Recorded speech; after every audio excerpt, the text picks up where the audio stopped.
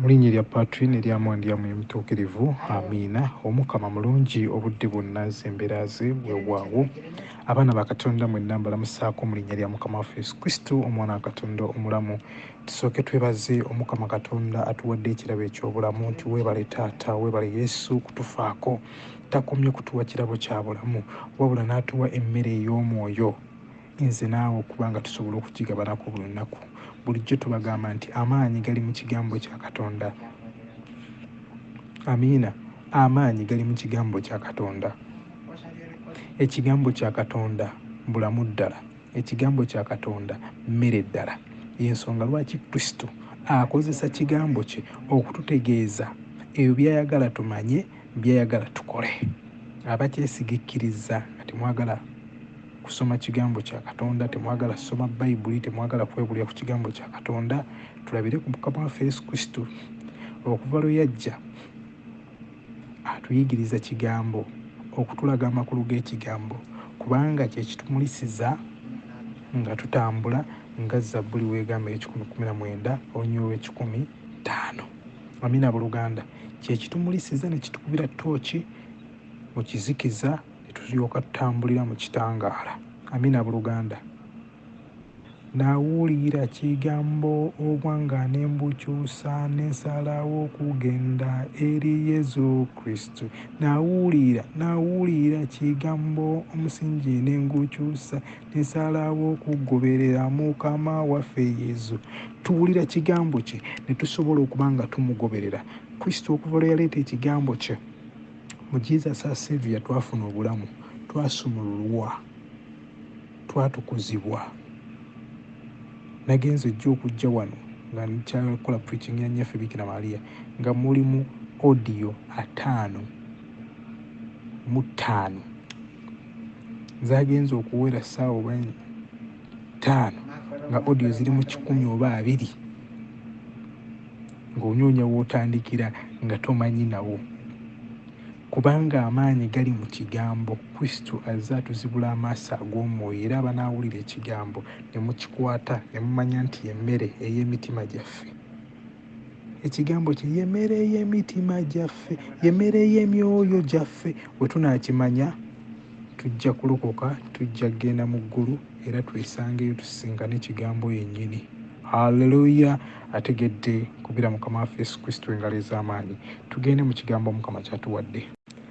Ekigambo kya Katonda Mukama waffe Yesu Kristo kyatugabanyizzaako olunaku olwaleero ekivudde mu Bakolisaayo omutwe ogwokusatu olunyiriri olw'16 n'olw'17 kye tugenda okugabanako olwaleero, era nze nzikiriza nti Mukama waffe Yesu Kristo kyatuwadde kubanga alina ensonga lwaki akyogeddeko.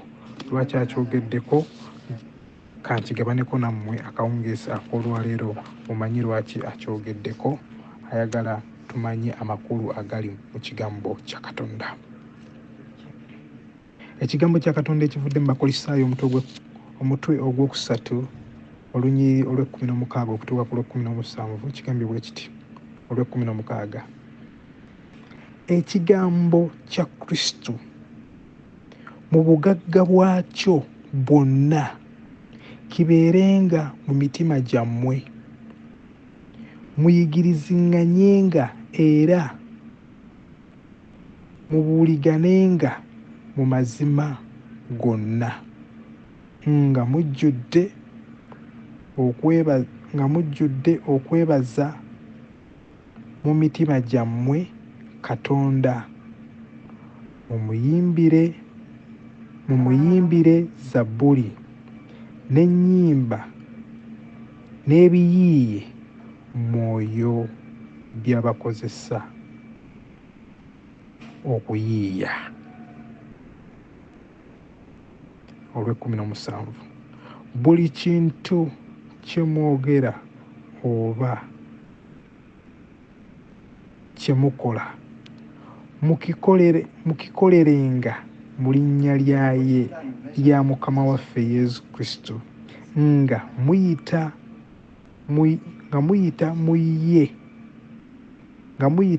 mu ye okwebaza Katonda.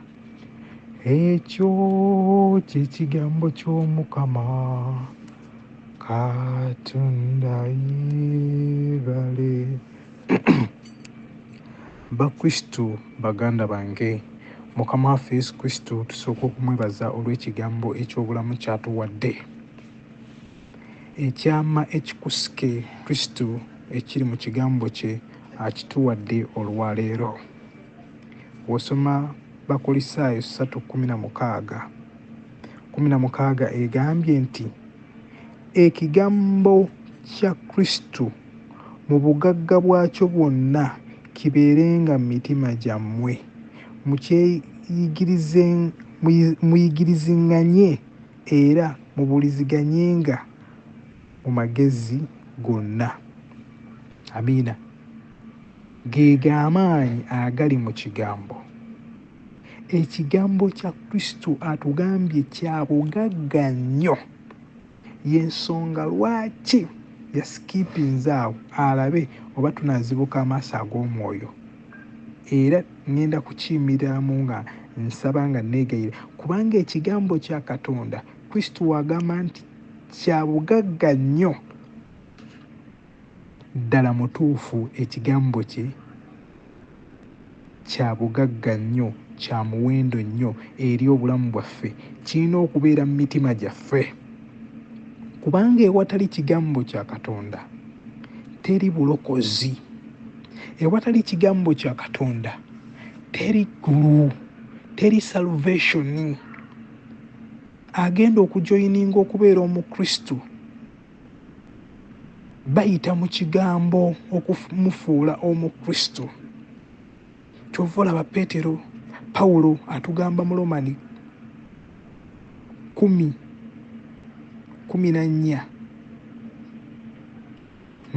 okuddawo wansi nti banaategeera batya Kristo nga temubabuulidde kigambo kya Katonda? Banaalokoka batya nga tebawulidde kigambo kya Katonda? Banaayatula batya Kristo gwe batamanyi nga tebategedde kigambo? Amiina. Ategedde kubira Kristo engalo ez'amaanyi. Nabwe kityo ekigambo kya Katonda kya muwendo nnyo eri obulamu bwaffe obw'omwoyo, nti kirina okubeera mu mitima gyaffe. Kyova olaba always, time to time, day to day, I emphasize you to read the Bible, to quote the Bible scriptures in your heart, to be on your fingertips.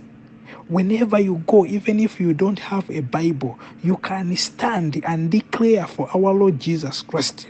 You declare for the salvation of mankind because you know the word of God. And this St. James refers that misunderstanding of the scriptures, you don't know God. Wotamanya kigambo tosobola kumanya Katonda. Kyekiri kyembagambye mu Romani 10:14-15-16. Katonda nga tomanyi kigambo kye tosobola kumutegeera, kubanga baba tebakikubuulidde onaamanya otya nti mu nsi waliyo Katonda? Twalibadde tetukyabuulira njiri, abantu bonna singa bamanyi Katonda. Naye waliwo gweyogerako nfe abali eno ku mawanga n'omubuulira ku Kristo nga tamuwulirangako, nga tamumanyi, nga linnya ppya mu matuuge. Nga bo beesinziza mpologoma, nte, mbuzi, be bakatonda babe be bamanyi, misota. Amiina. Nabwe kityo y'ensonga lwaki kya bugagga nnyo eri obulamu bwaffe, kubanga kye kitulokola era kye kigenda otutuusa mu bwakabaka obw'omu ggulu. Mu bulamu bwaffe nga mulimu ekigambo, ku nnimi zaffe nga twogera kigambo, nga twatula kigambo, nga tutambula kigambo, kino kituzaayo mu bulamu bwaffe oba mu kigambo kyaffe mukama waffe Yesu Kristo kye yatuwadde. Wiiki eri ewedde Zabbuli 41:12 we yagamba nti ompaniridde kubanga nkola ekituufu, ontadde mu maaso go ennaku zange zonna. Omuntu Katonda gw'awaniridde era ng'ali mu maaso ga Katonda ng'akola ekituufu, kitegeeza ayimirira ku kigambo kya Katonda n'agulumiza ekitiibwa kya Katonda n'alangira amawulire ga Katonda, n'akola Katonda ky'ayagala akole. Y'ensonga lwaki tuyimirira mu maaso ga Katonda okutukuuma, kubanga tunyweredde ku kigambo kye. Nde musomesa Silivia yafuna ekirooto nga tulwanagana n'omulabe Sitaani, twasigala tusitula erinnya ery'omwanguka erya kigambo nti ffe Kristo ye Mukama. Amiina. Tetulina gye tulaga nga twatula erinnya lyennyaffe Biikira Maaliya. Amiina.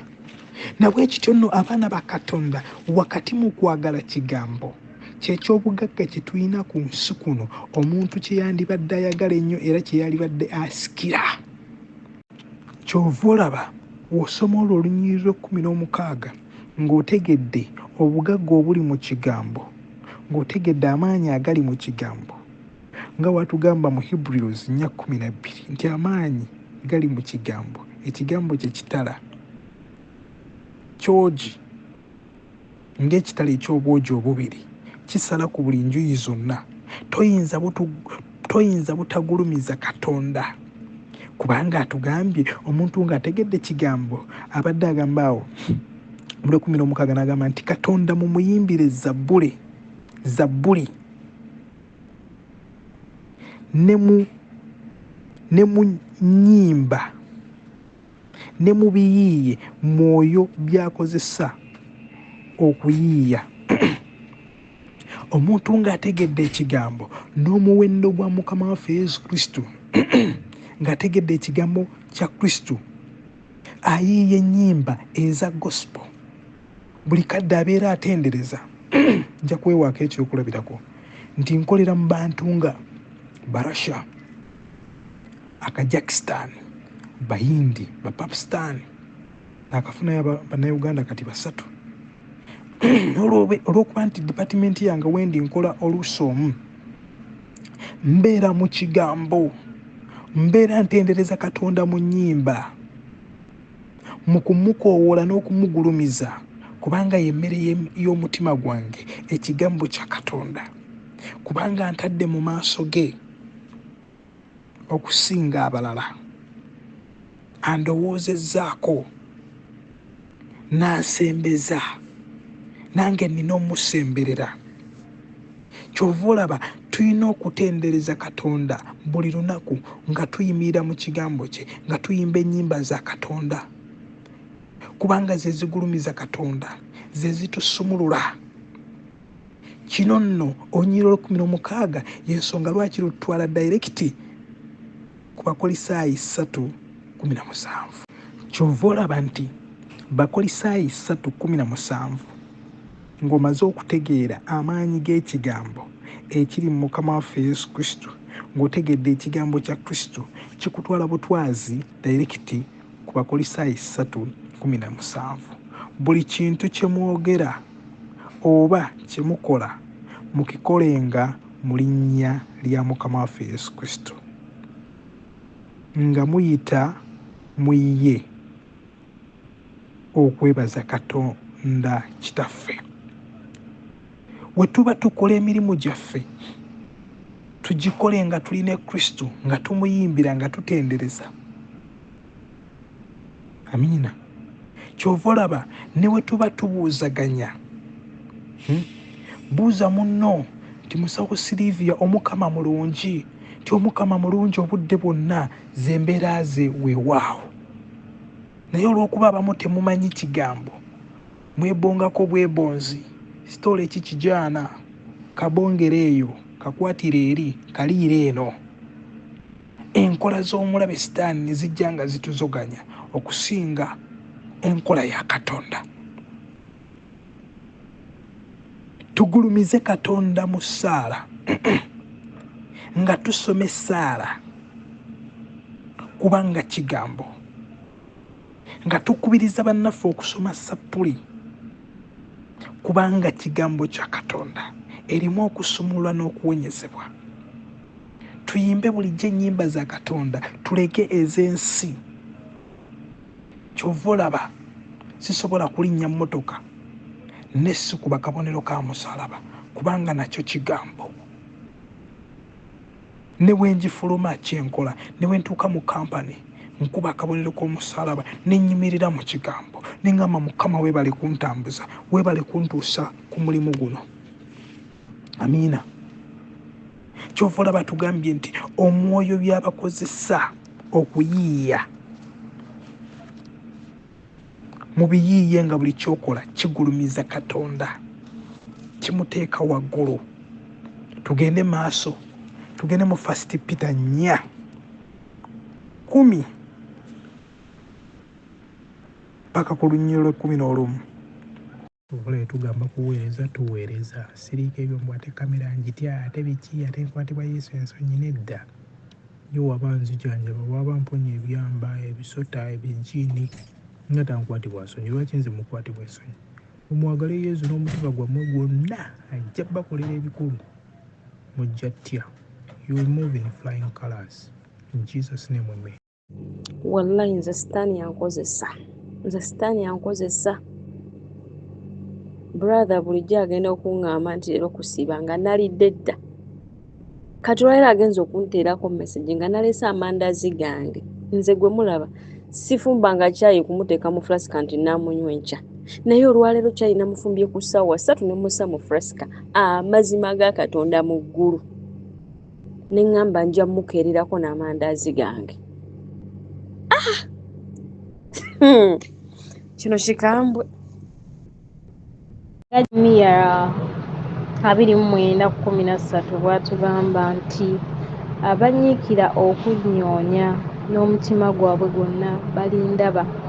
Kituufu onyiikira n'omunyoonya bannaye omulaba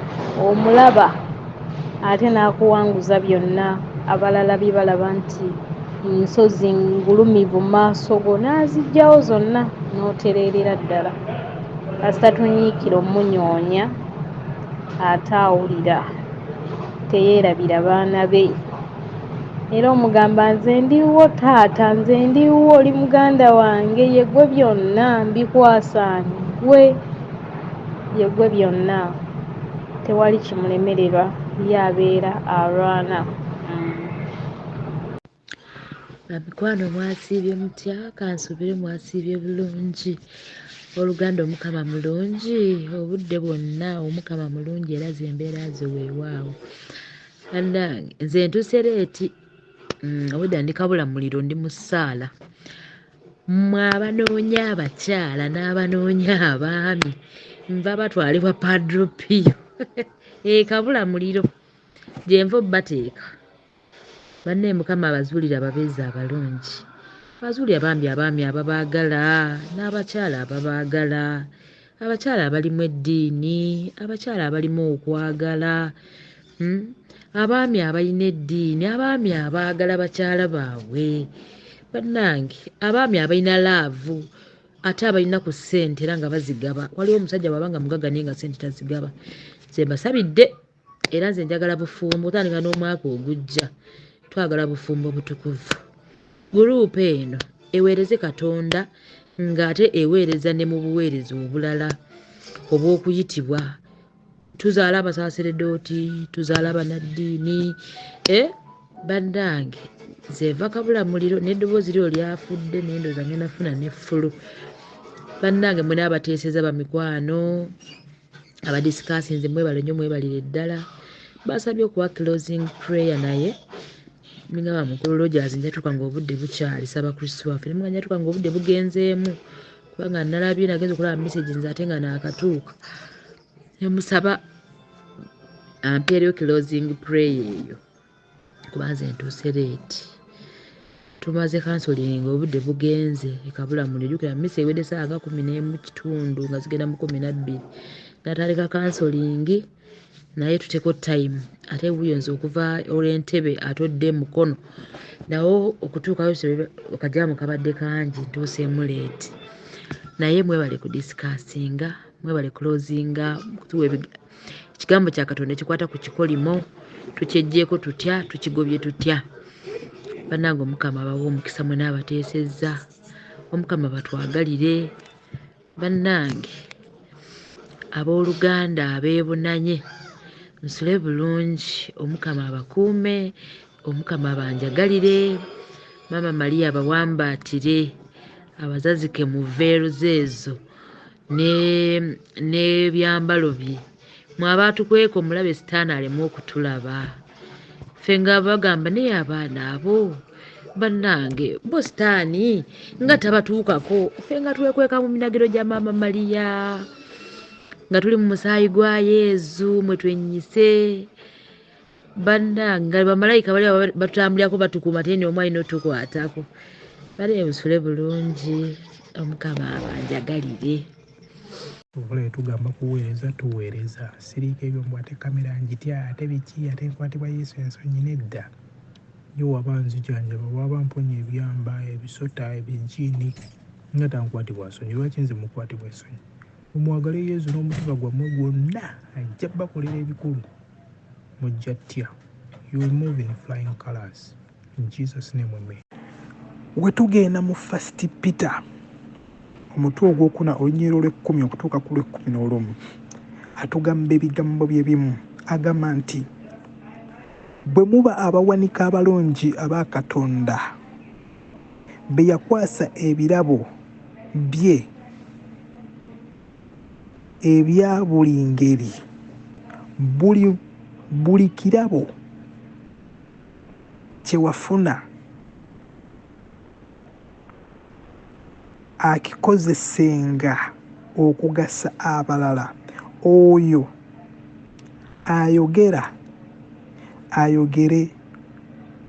ayogere ebigambo Katonda byamuwa okwogera.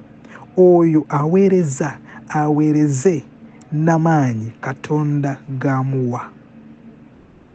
Mu byonna Katonda alyoke agulumizibwe mu Yesu Kristo. Alina ekitiibwa n'obuyinza emirembe n'emirembe. Amiina. Ategedde kubira Kristo engalo ez'amaanyi. Tuli ffembi. Peetero atugamba nze naawe akawungeezi ak'olwaliro nga tusimbuliza mu Katonda ekigambo kyatuwadde okuva ku Bakolisaayi 3:16-17.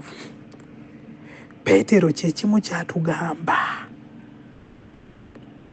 tubeere abawanika abalungi aba Katonda be yakwasa ebirabo ebya buli ngeri. Amiina. Katonda atuwadde ebirabo ebya buli ngeri wano mu nsi, naye Abakristo ekisookera ddala okubatta muyina ensonyi, mukwatibwa Kristo ensonyi. Nze sisobola kusoma Bayibuli, kyo kimu. Nze ntya okuyimirira mu bantu, nze ntya okuyimba, nze sisobola kuzinira Mukama waffe Yesu Kristo mazina.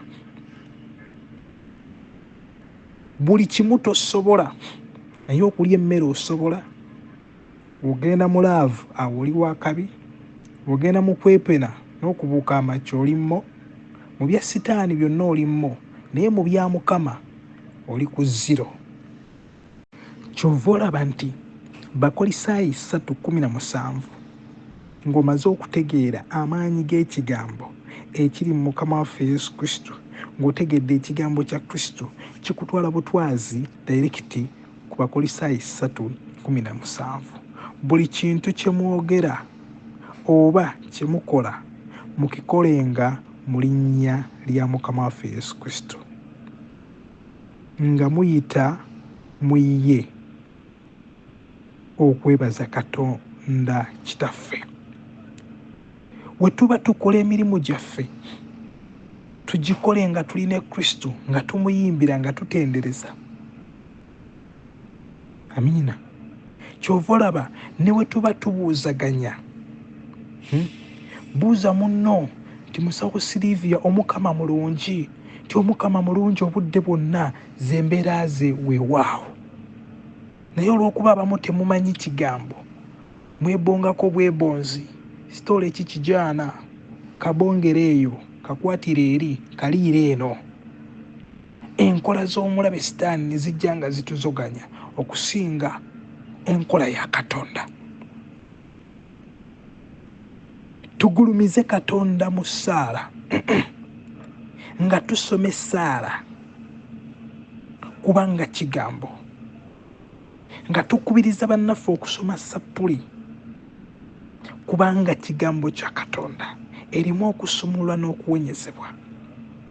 Tuyimbe bulijjo ennyimba za Katonda, tuleke ez'ensi. Kyova olaba sisobola kulinnya mmotoka nesikuba kabonero ka musalaba kubanga nakyo kigambo. Ne bwe ngifuluma kyenkola, ne bwe ntuuka mu kampani nkuba akabonero k'omusalaba nenyimirira mu kigambo nengamba Mukama weebale kuntambuza, weebale kuntuusa ku mulimu guno. Amiina. Kyova olaba tugambye nti omwoyo byabakozesa okuyiiya mubiyiiye nga buli kyokola kigulumiza Katonda, kimuteeka waggulu. Tugende maaso, tugende mu 1 Peter 4:10 paka ku lunyiriro lwe 11.